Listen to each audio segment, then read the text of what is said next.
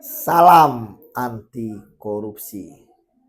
Viralnya meme Liga Korupsi Indonesia di sosial media merupakan salah satu bentuk keprihatinan masyarakat akan semakin maraknya kasus korupsi yang terungkap dengan jumlah korupsinya yang fantastis.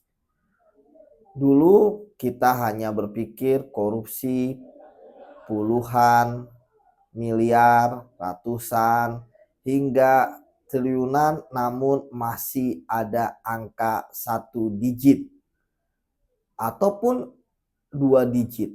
Sekarang dalam kasus dugaan tindak pidana korupsi di Patraniaga ya, anak perusahaannya Pertamina terkait dengan tata kelola minyak mentah itu sampai diduga 1.000 triliun atau kuadriliun. Sampai saat ini untuk yang potensi kerugian keuangan negaranya 193 triliun ya untuk tahun 2023. Makanya kenapa kalau dikalikan secara rata-rata 5 tahun, karena tempusnya 2018 sampai dengan 2023 itu 5 tahun ya. Dan ini langsung ke puncak klasmen, mengalahkan sebelumnya kita tahu yang viral adalah kasus korupsi terkait timah yang 300 triliun. Bahkan dari 10 kasus besar ya, itu banyak kasus yang sebelumnya mungkin menempati peringkat 10, 9 langsung terhempas ya dari 10 besar. Nah, dan di situ tidak ada lagi angka miliaran. Menarik ya bahwa kasus korupsi ini kan bisa dibuat Liga Korupsi Indonesia karena terungkap. Saya yakin bahwa masih banyak yang belum terungkap karena ada fenomena gunung es. Apa yang tampak belum tentu lebih sedikit daripada yang tidak tampak. Apa yang di atas permukaan lebih sedikit ya daripada yang ada di dalam permukaan. Teori gunung es. Nah, mengapa sih para pejabat itu bisa korup begitu banyak lama? Karena pertama tentu melibatkan orang-orang yang top level. Ya, kalau nggak top level nggak mungkin. Ketika anak buahnya korup, atasannya nggak korup, korupnya paling hanya sedikit. Mereka nggak berani banyak-banyak. Tapi kalau atasannya korup, pasti langsung melejit nilai korupsinya. Karena pimpinan adalah sistem. Mau sebaik apapun, seprofesional apapun sistem dalam BUMN ya, terkait dengan anti korupsi, terkait dengan fraud, terkait dengan pengawasan, semua itu akan percuma. Kenapa? Karena ketika atasan sudah bilang begini, langsung pasti setujui karena anak buahnya takut.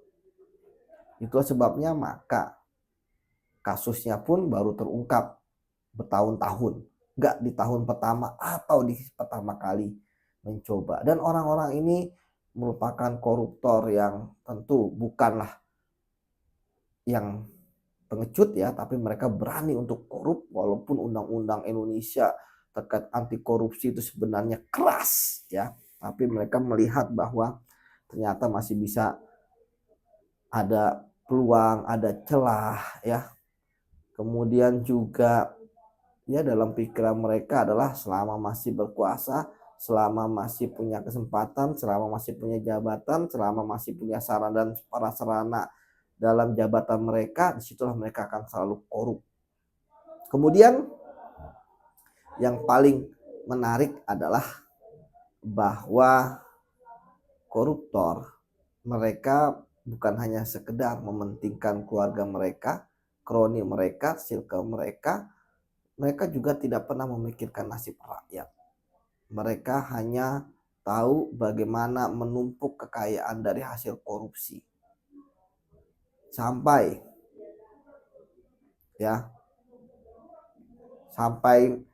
mereka bisa kaya lebih dari 7 turunan, bisa jadi 100 turunan. Ya bayangin kalau pengeluaran aja 100 juta aja lah sebulan gitu ya.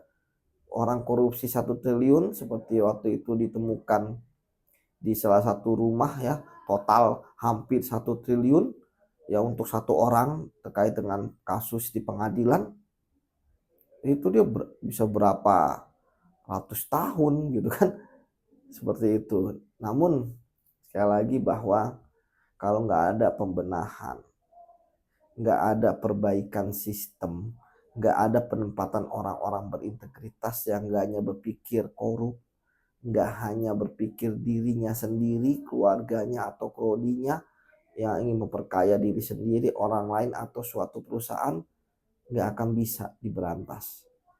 Mencari orang bersih adalah solusinya.